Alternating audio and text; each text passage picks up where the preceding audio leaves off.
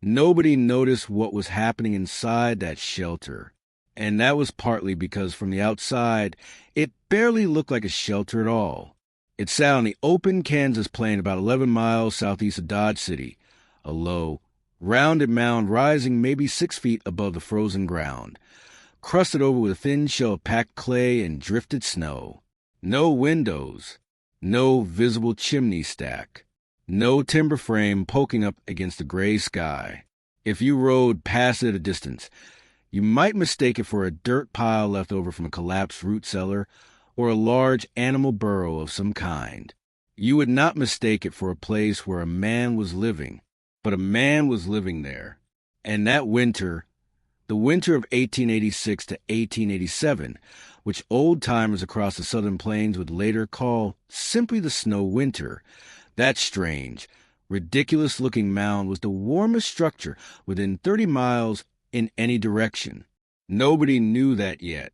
That knowledge would come later, delivered not by the man himself, but by the neighbors who finally forced open his tunnel door in February, half expecting to find a body. What they found instead changed the way people in that county thought about shelter, material, and heat for the next 2 generations. This is the story of what he built, why it worked, and what the land had been trying to tell everyone all along. If you want to understand the real engineering behind how people survived before central heating, subscribe right now.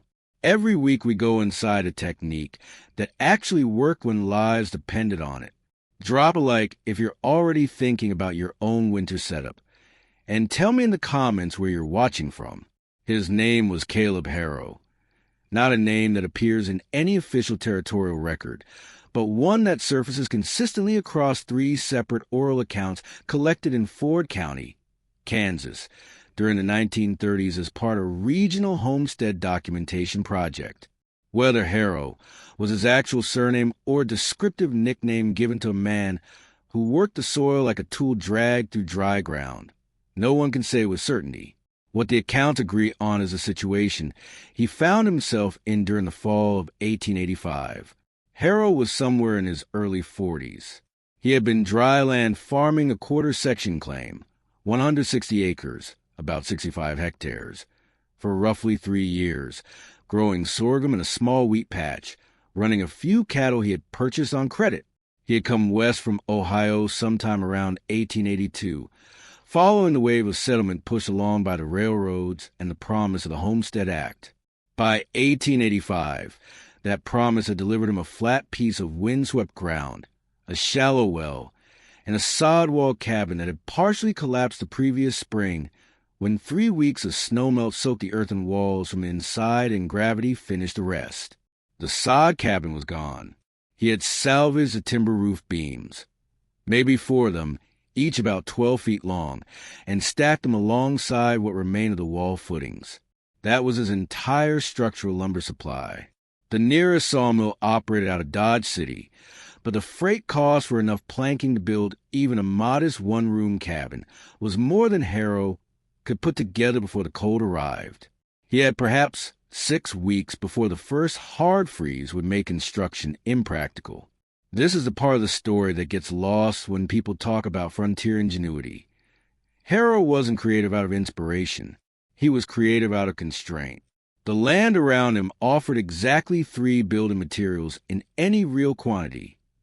Earth, willow branches along the dry creek bed about a half-mile south, and tumbleweed, tons of it, stacked against every fence line, piled in every low draw, rolling across the open ground in slow, dry waves every time the wind picked up.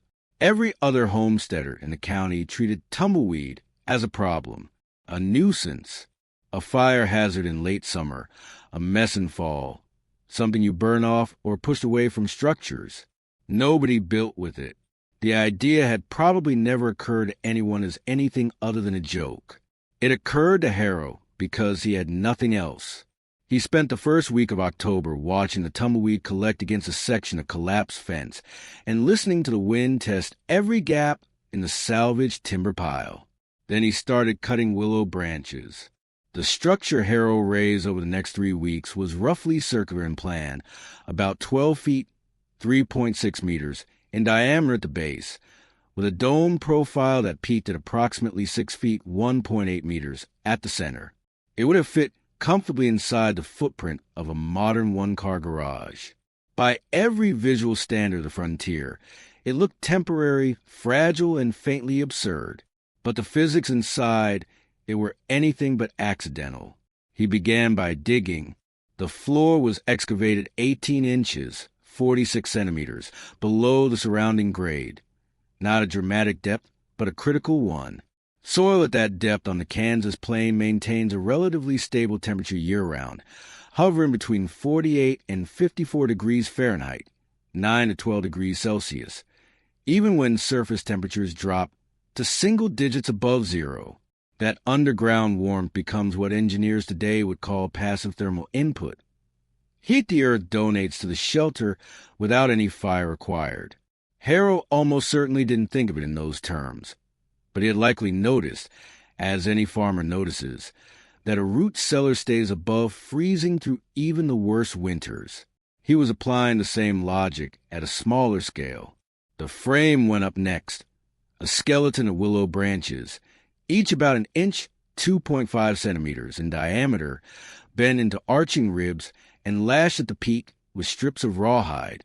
Think of it as a crude version of the bent sapling frames used in wigwam construction across the Great Plains and eastern woodlands, a structural form that indigenous builders have refined over centuries precisely because it distributes load evenly and sheds snow without accumulating dangerous weight at any single point. The dome geometry was not accidental. It was a shape that the available material naturally wanted to form. Then came the tumbleweed. He packed it in layers between the inner willow skeleton and an outer shell of clay mud plaster, layer after layer of the dried, tangled spheres, compressed until each course was between 8 and 10 inches, 20 to 25 centimeters, thick. Here is the thermal principle that made the whole thing work. Explained as simply as possible, tumbleweed, when compressed, creates a matrix of trapped dead air. And dead air, air that cannot move, cannot circulate, cannot carry heat away through convection, is one of the best thermal insulators that exists in nature. It is the same principle that makes a down sleeping bag warm, trapped air between feathers, that makes animal fur effective, trapped air between follicles, and that makes modern fiberglass bat insulation functional, trapped air between glass fibers. Harrow had stumbled into a vernacular version of what building science would later formalize. The outer clay shell served two purposes. It held the tumbleweed in compression, maximizing the dead air density, and created a fire-resistant barrier between the interior and the dry plant material. This was not incidental. Harrow understood that tumbleweed burns readily, and the mud plaster was his answer to that problem. A simple, available solution that reduced the ignition risk dramatically while also stiffening the dome against wind pressure. The entrance was a tunnel, roughly 3 feet, 0.9 meters, tall and about 4 feet, 1.2 meters long, oriented to the southeast. That orientation was deliberate. Prevailing winter winds on the Kansas plain come predominantly from the northwest. By placing the entrance on the opposite side of the dome, Harrow created a natural wind shadow at the only opening in the structure. The low tunnel height forced anyone entering to crouch and slow down, which incidentally meant that very little outside air rushed in during entry, reducing what builders call infiltration loss, the invisible bleeding of heat through gaps and openings that accounts for a significant portion of energy waste in conventional structures. At the geometric center of the dome floor, he built a small firebox from flat limestone slabs sourced from the creek bed, roughly 18 by 18 inches, 46 by 46 centimeters, in footprint and about 12 inches, 30 centimeters high. It was sized for small diameter fuel, brush, dried tumbleweed stalks, and scraps of willow. A narrow vertical flue, a clay-lined channel just 5 inches, 13 centimeters in diameter, ran up through the dome and exited at the peak. Because the dome was hemispherical and the firebox sat at its center, radiant heat from the fire spread outward in all directions roughly equally, striking the curved inner wall and bouncing back toward the center rather than escaping straight up as in a conventional fireplace. The whole structure, when complete, looked like something a large and confused animal had built. The clay shell was uneven. The tunnel entrance sat asymmetrically. There was no door, just a buffalo hide hung across the opening. From the outside, on a gray November morning, it was genuinely difficult to identify it as human architecture. From the inside, on a night when the temperature outside dropped to 15 below, it was something else entirely. The dismissal began almost immediately, not dramatically, not with formal objection, but in the way that frontier communities dismiss things that seem beneath serious attention. A freighter named Ed Stoker, whose route took him past Harrow's claim twice a month hauling goods between Dodge City and a supply depot further south, pulled his wagon to a slow walk when he first saw the structure going up in mid-October. According to one of the oral accounts collected decades later, Stoker studied the dome for a long moment from the seat of his wagon, then turned to the man riding beside him and said, "Harrow's building himself a bird nest. Reckon he's gone simple." He didn't stop. He didn't offer help or criticism directly. He simply filed it away as evidence of a man making a private mistake and drove on. The feed store operator in the nearest small settlement, a man by the name of Groover, according to the same accounts, was somewhat more pointed. When a customer mentioned that Harrow was living in a tumbleweed pile, Groover reportedly set down the bag of grain he was weighing and said, without looking up, "Come spring, we'll either be hearing how smart that was or we'll be digging him out of it."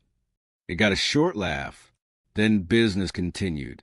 A neighboring homesteader, whose name the oral record doesn't preserve, drove his wagon past a finished structure sometime in late November, slowed to look at it, shook his head slowly in the manner of a man watching someone make a calculable error, and kept moving. He didn't stop to speak. He didn't warn Harrow.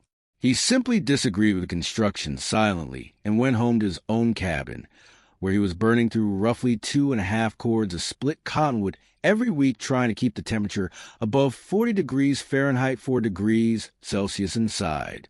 This is the detail that matters. Nobody fought Harrow on his choice.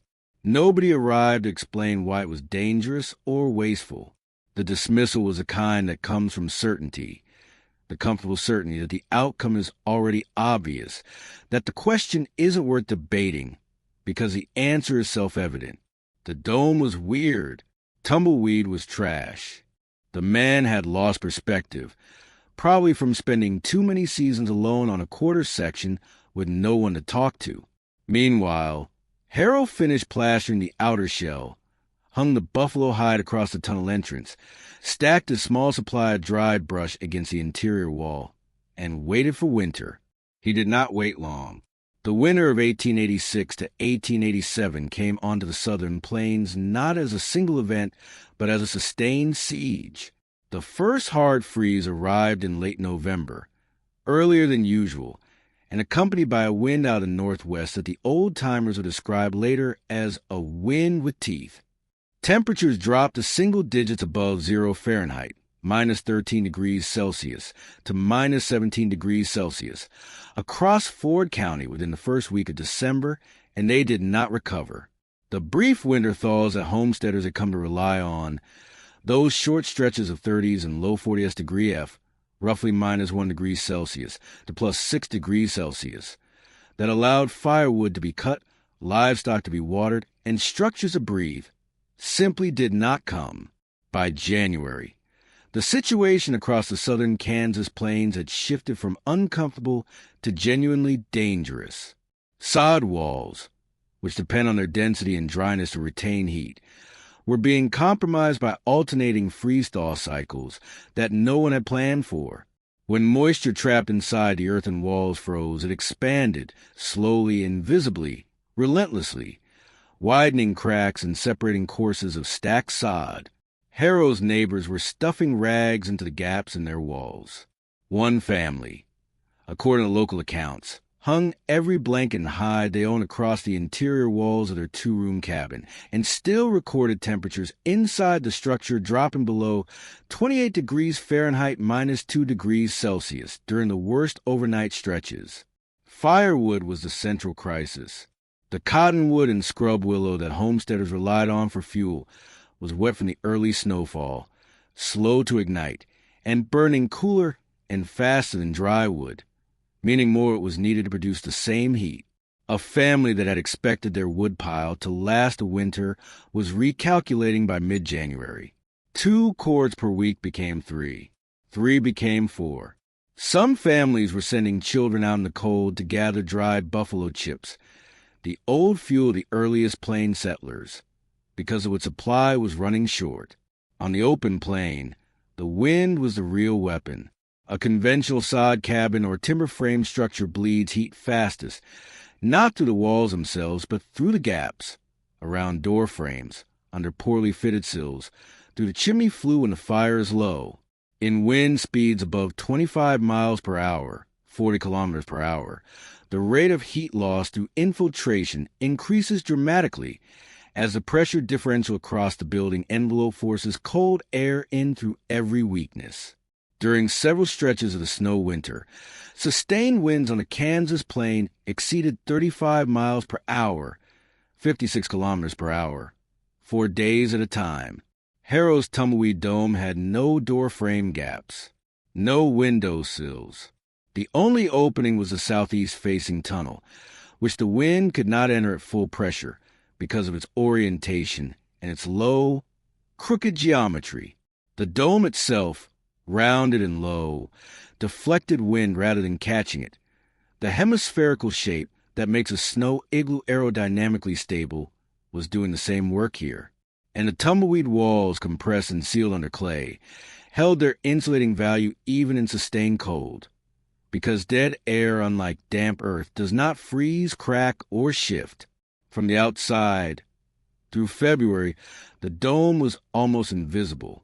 Snow had drifted over the clay shell until only the small exit point of the flue poked above the white surface. To anyone passing, and by February almost no one was passing, it looked exactly like a drift. Stay with me, because the number that came out of that shelter is the one that silenced the entire county. It was a neighbor's wife, a woman named Mrs. Ansell, according to the oral record, who first confirmed that Harrow was alive. She had sent her oldest son to check on him in late February, after nearly 6 weeks, without any sighting of smoke from his direction and no communication of any kind. The boy found the dome, found the tunnel entrance, and pushed aside the buffalo hide, expecting, by his own later account, to find the cold, still air of an unoccupied structure, or worse. Instead, he was pushed back by warmth, not the stifling, fire-soaked heat of an overworked stove, a steady, ambient warmth, the kind you feel walking into a root cellar in October multiplied. Harrow was inside, awake, working on a piece of harness leather by the light coming to the flue opening. His last fire had burned out sometime in the early morning hours, roughly 6 to 7 hours earlier. The interior temperature, estimated by comparison to a mercury thermometer the boy carried from his mother's kitchen, read somewhere between 52 and 58 degrees Fahrenheit, 11 to 14 degrees Celsius. Outside, the recorded temperature that morning at the nearest weather station in Dodge City was 4 degrees Fahrenheit minus 16 degrees Celsius. That gap, roughly 50 to 54 degrees Fahrenheit, 28 to 30 degrees Celsius, of difference, with no active fire, was a number that Mrs. Ansell repeated to her husband that evening. It was the number her husband repeated at the feed store. It was the number that traveled, in the way that genuinely surprising information travels in small, isolated communities, from one end of the county to the other before the snowmelt arrived. To understand why that number is remarkable, consider what was happening in the standard structures nearby. One family's sod cabin, with a fire burning, was maintaining approximately 38 to 42 degrees Fahrenheit, 3 to 6 degrees Celsius, interior temperature during the worst cold snaps. Another homesteader reported that his interior temperature dropped to 18 degrees Fahrenheit minus 8 degrees Celsius within 4 hours of the fire dying in the middle of the night. He had no choice but to sleep in shifts, waking to reload the firebox every 3 to 4 hours throughout the coldest nights, burning through his supply faster than he had budgeted. Harrow, by contrast, was reloading his small firebox once, sometimes twice, per day. The fuel he used was dried brush and tumbleweed stalks, neither which requires the labor of splitting or hauling heavy timber. Oral accounts suggest his daily fuel consumption was somewhere between 6 and 8 armloads of loose brush, material he had gathered and stacked during the fall, within 50 yards of the structure itself. His neighbors were consuming 2 to 3 cords of split wood per week, hauling it from wood piles that were being depleted faster than planned. The physics that explain the difference are straightforward once you lay them out. First, the tumbleweed insulation layer, compressed to approximately 9 inches, 23 centimeters of effective thickness around the full circumference of the dome, dramatically reduced conductive heat transfer, meaning the rate at which heat energy moved through the wall material from inside to outside. Tumbleweed's tangled fiber structure, full of trapped dead air, has an insulating value roughly comparable to loose straw bale construction, which modern builders estimate around R 1.5 to R 2 per inch. 9 inches of compressed tumbleweed under a clay shell likely delivered an effective R value somewhere between R 10 and R 14, modest by modern standards, but substantially better than a single-course sod wall, which typically performs at R 0.5 to R1 per inch of thickness. Second, the sunken floor. At 18 inches, 46 centimeters below grade, the floor of the dome was in constant contact with soil that remained near 50 degrees Fahrenheit, 10 degrees Celsius regardless of surface conditions. That subsurface temperature conducted slowly upward into the living space, a passive, continuous heat source requiring no fuel, no maintenance, and no management. Estimates suggest this contributed between 8 and 12 degrees Fahrenheit, 4 to 7 degrees Celsius, of interior temperature stabilization on the coldest nights. Third, the geometry. The dome shape meant there were no corners where cold air could pool. In a rectangular room, cold air settles into corners and along floor edges, creating temperature stratification that makes the living space feel colder than it measures. In a dome, convective air circulation is more even, and radiant heat from the central firebox reached every surface at roughly equal distance. These three factors, insulation, subsurface warmth, and geometry, stacked on top of each other. None of them was miraculous. All of them were measurable. The fire went out before dawn. The dome held its heat until mid-morning. That was the fact. That was what the boy found when he pushed aside the buffalo hide. And that was what nobody had expected. By the time the snowmelt came in late March 1887 and the county's homesteaders emerged from what had been, by most accounts, the most punishing winter many of them had experienced on the plains, something had shifted. It didn't announce itself as a shift. It didn't arrive at a meeting or a newspaper editorial or a formal recommendation. It arrived the way practical knowledge usually arrives in tight-knit rural communities, through observation, conversation at fence lines, and the quiet mathematics of who was still in good shape and who wasn't. Harrow's firewood supply was largely intact. His livestock, sheltered in a secondary lean-to attached to the north side of the dome, a simple affair of willow poles and more tumbleweed packed over a brush frame, had come through the winter with fewer losses than several better-equipped neighbors. He had not sent for emergency supply runs. He had not burned furniture. He had not slept in shifts to keep a fire alive at 3 a.m. The contrast was impossible to ignore once people started comparing notes. 3 neighboring families approached him that spring, not formally, not with notebooks or measurements or any pretense of systematic study. They walked over, looked at the structure, asked questions, and listened. Harrow answered directly, without embellishment. He explained the tunnel orientation. He demonstrated how the tumbleweed had been layered and compressed before plastering. He showed them the sunken floor line. He pointed out the small firebox and the narrow flue. None of it required specialized skill or tools unavailable to anyone else in the county. By the following autumn, 2 of those 3 families had incorporated versions of the tumbleweed insulation principle into their own construction, one wrapping a new sod addition in a compressed tumbleweed layer before applying the final clay plaster coat, another using the material to insulate the roof cavity of a newly built timber-frame chicken coop that doubled as a sleeping shelter in emergencies. A 3rd family, further south, had dug their new cabin floor 18 inches below grade after hearing about Harrow's sunken floor from a neighbor who had heard it from someone else. No one called it Harrow's method. No one gave it a name at all.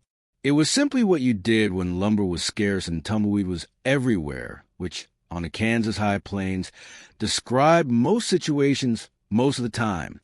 By the winter of 1888 to 1889, oral accounts suggest that at least 9 structures within a 30-mile, 48 kilometers radius incorporated some recognizable version of the tumbleweed insulation technique, the sunken floor, or both.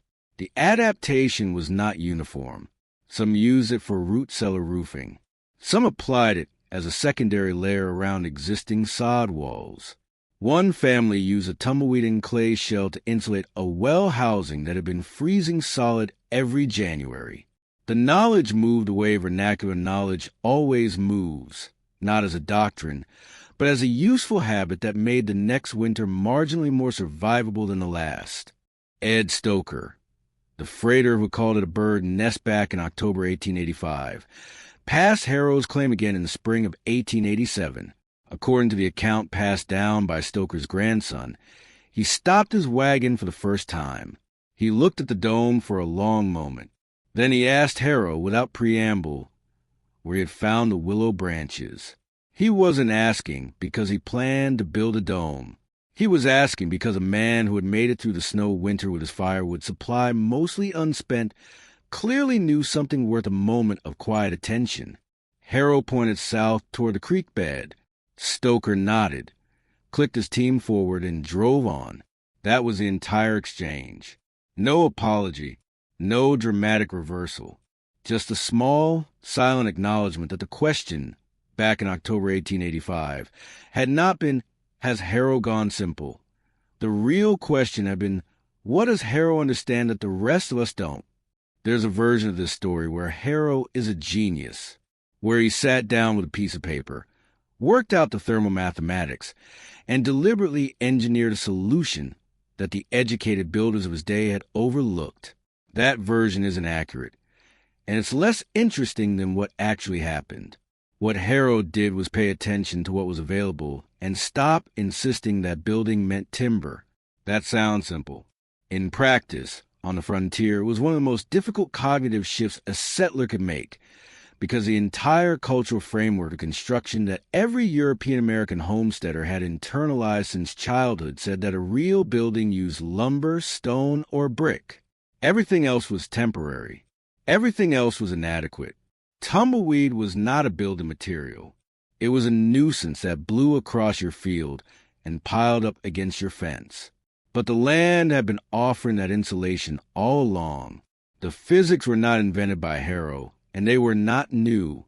Across the Great Plains, indigenous peoples had understood for generations that the way to survive extreme cold was not to fight it with raw firepower, but to interrupt the mechanism by which heat escapes.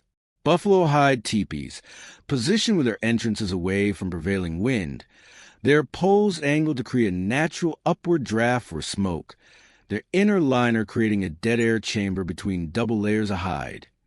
Those structures use the same principle that Harrow rediscovered with tumbleweed and clay. The dead air between the teepee's outer cover and its inner liner was doing the same thermal work as the compressed tumbleweed in the dome wall. The geometry of the conical form was managing wind load with the same logic as the hemispherical dome. The knowledge was not lost. It had simply been set aside by settlers who arrived with a fixed idea of what construction should look like, and who did not yet have the experience or the desperation to look at what the land was already providing. Harrow had the desperation. That was his advantage. The broader lesson holds in ways that extend well past the Kansas plains of 1886. Thermal mass, insulation value, passive ground heat, wind shadow geometry. These are physical laws, not historical curiosities. They do not expire.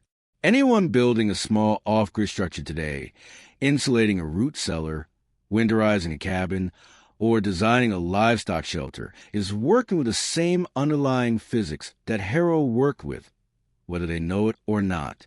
The materials change. The principles do not.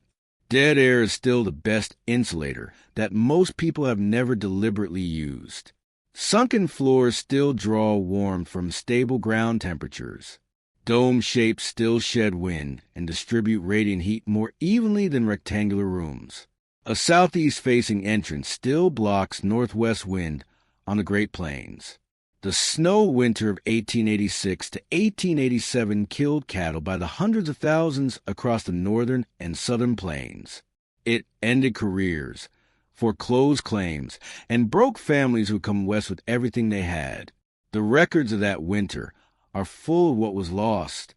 Harrow's story is one of the rare ones that survived in the oral record not because of what he lost, but because of what he figured out, quietly, practically, without anyone's approval, before the storm arrived. He didn't discover anything new. He found something old that everyone else had stopped looking at. That distinction matters. Because the next time a material looks like a nuisance, or a technique looks like a step backward, or a solution looks too simple to take seriously, it's worth asking whether the problem is the idea or the framework you're using to evaluate it. Where are you watching from? And what's the coldest winter you've ever had to survive? Tell me in the comments. And if this kind of history is what you're here for, subscribe. Every week, we go inside a technique that worked when it had to,